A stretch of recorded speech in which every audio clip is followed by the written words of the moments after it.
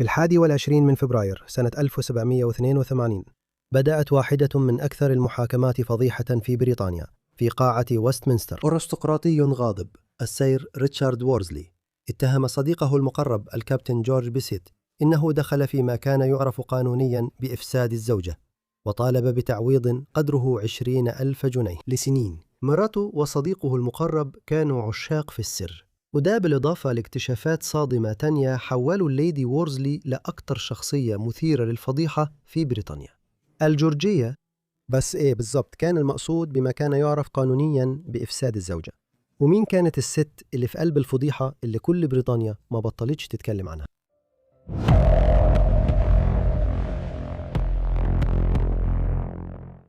الست اللي بقت معروفة بسمعة سيئة باسم الليدي وورزلي اتولدت في 5 أكتوبر 1758 في ميدلسكس، إنجلترا.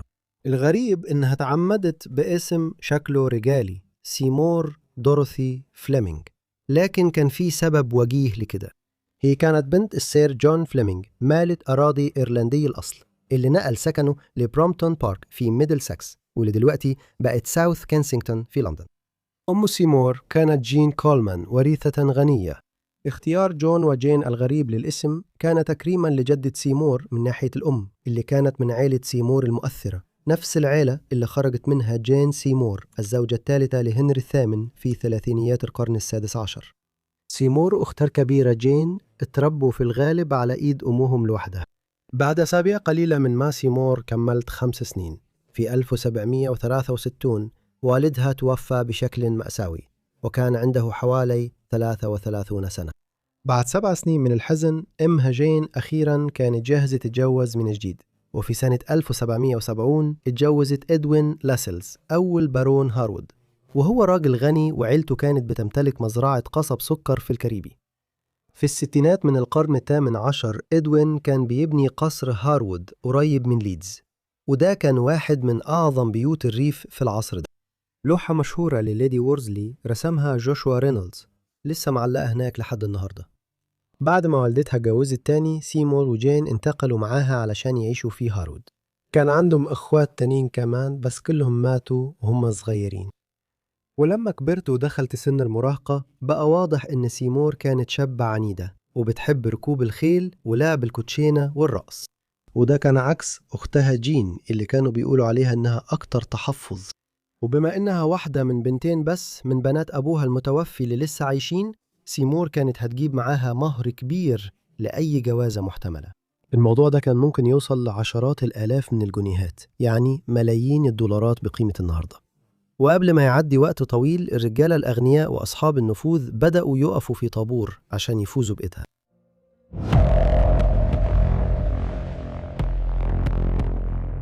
حياة سيمور كلها تشكلت بسبب جوازها وهي صغيرة وعدم سعادتها في العلاقة دي.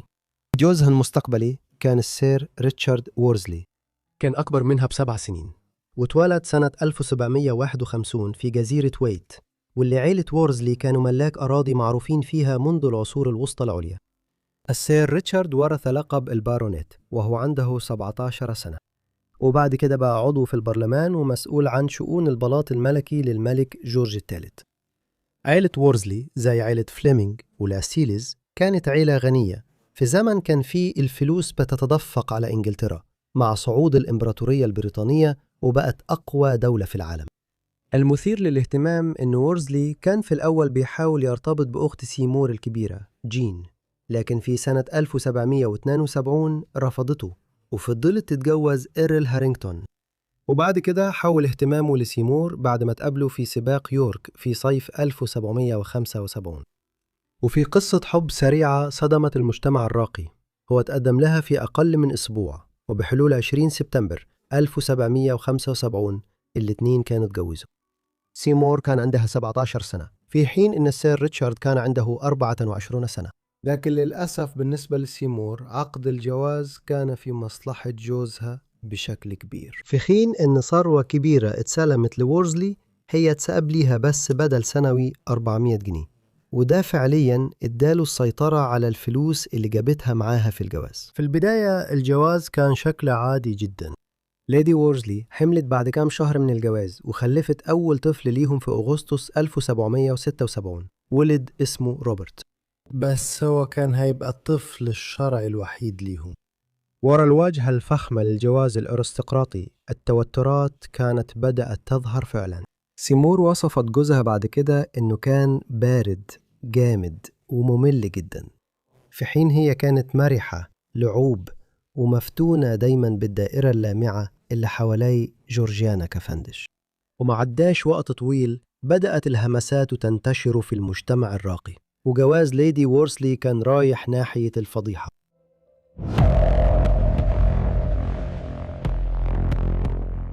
وما عداش وقت طويل قبل ما تظهر اتهامات بالخيانة في جواز وورسلي. مصادر كتير بتقول إنه السير ريتشارد كان غير مبالي بشكل مذهل بعلاقات مراته.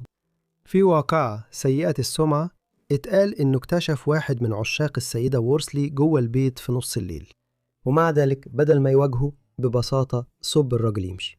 وده زود الشائعات إن جوازهم كان مخبي أسرار أظلم بكتير من اللي الناس كانت متخيلها. الجرايد بعد كده قالت إن سيمور كان عندها عشرات العشاق، مع إن الأدلة بتشير لعدد أقل من كده. من بين كل الرجالة اللي كانت ليها علاقات معاهم الليدي وورزلي، مفيش حد عمل فضيحة أكتر من موريس جورج بيسيت.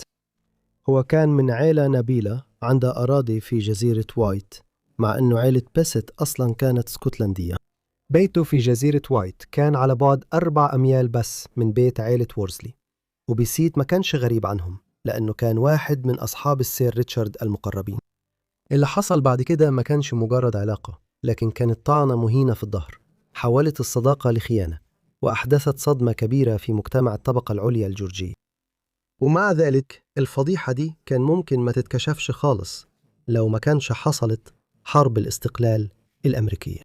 بعد ما فرنسا دخلت الحرب مع المتمردين في أمريكا الشمالية، اللورد وورزلي كان مسؤول عن تدريب الميليشيات في جنوب إنجلترا في حالة هجوم فرنسي على المنطقة الساحلية. بيسيت كان مشارك في التدريبات العسكرية دي، ولما وورزلي أجر بيت في ميديستون في كنت وهو بيشرف على التدريبات دي، دعا بيسيت إنه يقيم هناك معه. في الوقت ده العلاقة بين الليدي وورزلي والكابتن بيسيت بقت معروفة للكل. في أغسطس 1781 سيمور جابت بنت اسمها جين، لكن الإشاعات انتشرت بسرعة إن الطفلة مش بنت السير ريتشارد خالص.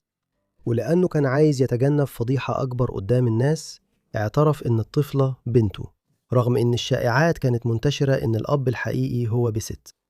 اللي واضح إن السير ريتشارد ما كانش متضايق قوي من خيانة مراته في الوقت ده.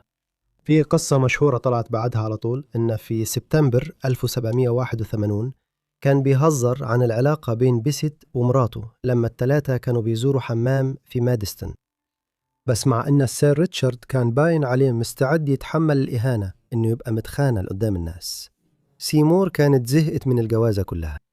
في نوفمبر 1781 هي خدت الفضيحة لمستوى جديد خالص، وهربت مع بيسيت من كنت للندن، وهناك دخلوا فندق رويال مع بعض كعشاق من غير أي خجل. سيمور بعد كده بعتت جواب للخدامة بتاعتها ماري سوفتبي، وطلبت منها تبعت له الطفلة جين للعاصمة مع شوية هدوم زيادة. يبدو إن سيمور كانت فاكرة إن هروبها الدرامي ده هيجبر جوزها في الآخر يوافق على الطلاق، وده هيفتح لها طريق إنها تتجوز بيسيت. بس مع أن السير ريتشارد كان متحمل علاقاتها من زمان، هو ما كانش ناوي أبدا يتنازل عن الفلوس والمكانة اللي جوازهم مربوط بيهم. اللي حصل بعد كده كان انفصال عنيف ومعركة مثيرة في المحكمة، وفضيحة شدت انتباه كل بريطانيا.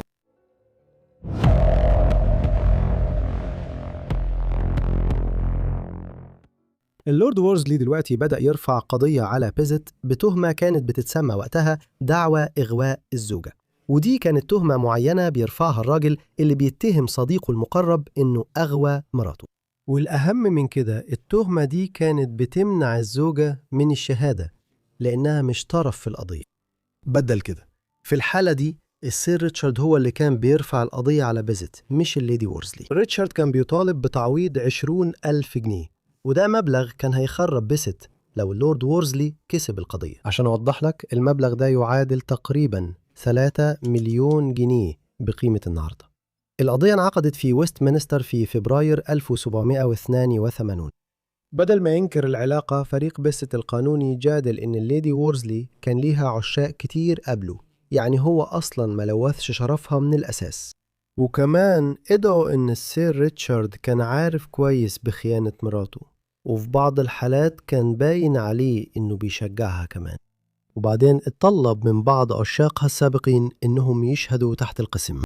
الفيكونت دير هيرست اللي كان واضح عليه الإحراج من اللي حصل، اعترف أن السير ريتشارد كان عارف في مرة أنه هو وزوجة السير ريتشارد قضوا 3 أيام مع بعض في لندن وساوثهامبتون، وما عملش أي حاجة عشان يمنعهم.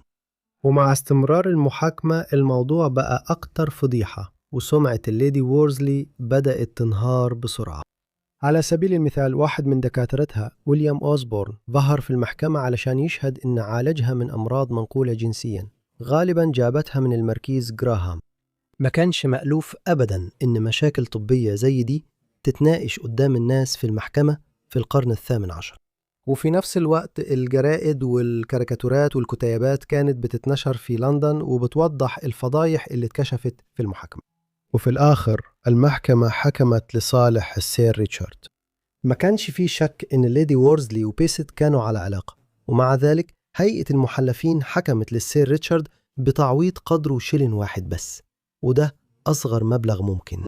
كانت إهانة علنية مدمرة. الحكم فعليا أعلن إن مرته كانت غير مخلصة، لكن السير ريتشارد نفسه كان متسامح مع ده بشكل علني، بل وشجع علاقتها كمان. ومع انتشار الفضيحة في بريطانيا، حياة الثلاثة عمرها ما هترجع زي الأول تاني.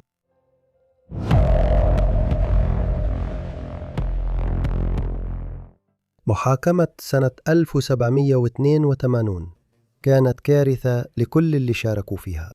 مسيرة سير ريتشارد السياسية عمرها ما تعافت تاني.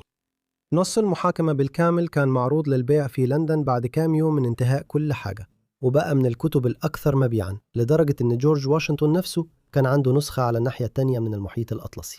ده معناه إن سمعة ليدي وورزلي كمان اتدمرت بسبب المحاكمة، وسرعان ما انتشرت كتيبات فاضحة بعناوين زي الحكايات الحقيقية والمغامرات الغرامية لسير ريتشارد إيزي وليدي واشتايل. وكمان نهاية المحاكمة ما كانتش معناها إن سيمور والسير ريتشارد يقدروا يتطلقوا، علشان سيمور وبيست يعيشوا في سعادة للأبد. في الحقيقة سير ريتشارد رفض يوافق على الطلاق لأنه كان هيخسر ماديا لو عمل كده، وسيمور كانت هتاخد السيطرة على الضوطة اللي جابتها معها للجواز. وفي تطور درامي للأحداث، بيست ساب الليدي وورزلي، وبكده لقت نفسها في أسوأ وضع ممكن. سمعتها اتدمرت، حبيبها وأبو بنتها سابها، وجوزها رفض يطلقها، وده معناه إنها كمان بقت من غير فلوس، خصوصاً إن عيلتها الكبيرة كمان تبروا منها. ومش بس كده، دي كمان كانت حامل في طفل تاني من بيست. بعد ما ولدت في سنة 1783 اضطرت تشتغل كمحظية علشان تعيش، وكانت معتمدة على الفلوس والدعم من الرجالة الأغنياء. وفي الفترة اللي بعدها بقت سيمور عضو في جماعة نسائية جديدة، وهي مجموعة ستات كانوا بيتقابلوا في بيت دعارة بتديره سارة بريندرغاست. كانت في الأساس شبكة دعم للسيدات من الطبقة النبيلة اللي سمعتهم اتدمرت بأي شكل من الأشكال، وكانوا عايشين في ظروف صعبة ومش مستقرة. وكان من ضمن أعضائها الليدي آن كورك والليدي ديربي. أما مؤسسة الجماعة كارولين ستانهوب فكانت حماة أخت سيمور نفسها جين. كارولين زي سيمور كانت اتشهرت من سنين بسبب علاقتها الغير شرعية. كجزء من الجماعة في منتصف الثمانينيات من القرن ال18، الليدي وورزلي كان ليها عشاق كتير تانيين، لكن مرة تانية حياتها كانت على وشك تاخد منحنى أظلم كمان.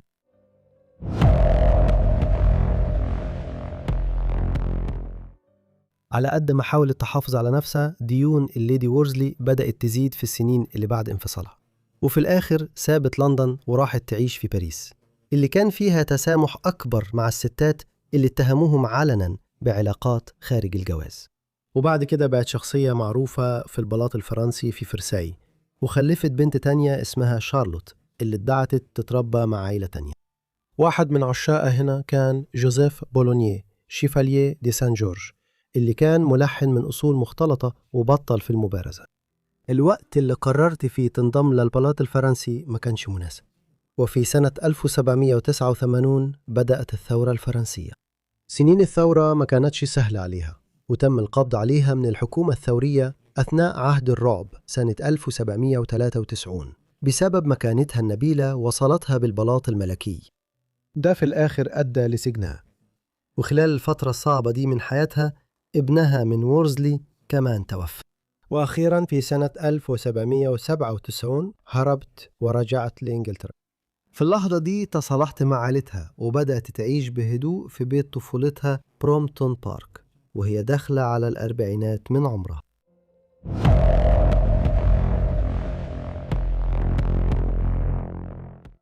وفي الوقت اللي مراته كانت بتتنقل فيه، السير ريتشارد كمل مسيرته المهنية المتقلبة. في الفترة اللي قبل الثورة الفرنسية عاش في جزيرة وايت مع عشيقته سارة سميث. خلال حروب الثورة الفرنسية تم تعيينه كمبعوث بريطاني لجمهورية البندقية. توفي في بريطانيا سنة 1805 وكان عمره 54 سنة، وفي الوقت ده كانت ممتلكاته مثقلة بالديون الكتير، ودي كانت حاجة شائعة جدا في حياة الأرستقراطية البريطانية في زمن كان فيه الشرب الكتير والقمار وتبذير الثروات الضخمة على بناء بيوت فخمة، رغم جهل جوزها المنفصل عنها بالأمور المالية. بعد وفاته قدرت سيمور أخيرا تستعيد السيطرة على 70,000 جنيه اللي كانت جابتها معاها للجواز لأكثر من 20 سنة. الثروة دي كانت متعلقة في نزاعات قانونية، وفجأة لما رجعت لها الثروة الكبيرة قدرت تسيب وراها سنين العيشة الصعبة اللي عانت منها في إنجلترا وفرنسا. اللي كانت زمان ليدي وورزلي قدرت أخيرا تتجوز من جديد. في 12 سبتمبر 1805 بعد أكتر من شهر شوية من وفاة جوزها اتجوزت جون لويس كوتش، موسيقي عنده 26 سنة. رجعت تستخدم اسم عيلتها فليمنج، واللي كان غريب في الوقت ده إن كوتش كمان أخد نفس الاسم. جوازها التاني قبل عيد ميلادها 47 كان موضوع هادي أكتر. معظم الروايات بتتفق إنه علاقتهم كانت سعيدة وعاشوا حياة هادية مقارنة بالدراما اللي كانت في جوازها الأول. بعد ما انتهت الحروب الثورية الفرنسية وحروب نابليون في 1814 و 1815 الزوجين انتقلوا لباريس وعاشوا في العاصمة الفرنسية لبقية حياة سيمور. هي توفت هناك يوم 9 سبتمبر 1818 وكان عندها 59 سنة بسبب مرض غير محدد. السيدة اللي اكتسبت سمعة سيئة عند الجمهور البريطاني اتدفنت في مقبرة بير لاشيز المشهورة في باريس، وهي لسه هناك لحد النهاردة وسط قبور ناس زي جيم موريسون، أوسكار وايلد، إديث بياف وفريدريك شوبان. نهاية مناسبة لحياة مليانة فضايح. ألف شكر لكم يا جماعة على متابعتكم الفيديو ده عن ليدي وورزلي، يا رب يكون عجبكم وكان ممتع لكم. قولوا لي رأيكم في حياتها تحت في التعليقات، ولو عندكم أي اقتراحات كمان قولوا لي تحت في التعليقات. يا رب تكونوا مشتركين في القناة ومفعلين الجرس عشان توصلكم كل فيديوهاتي أول ما أنزلها. على العموم ده كل اللي عندي، فهشوفكم كلكم في الحلقة الجاية من Forgotten Lives. شكرا.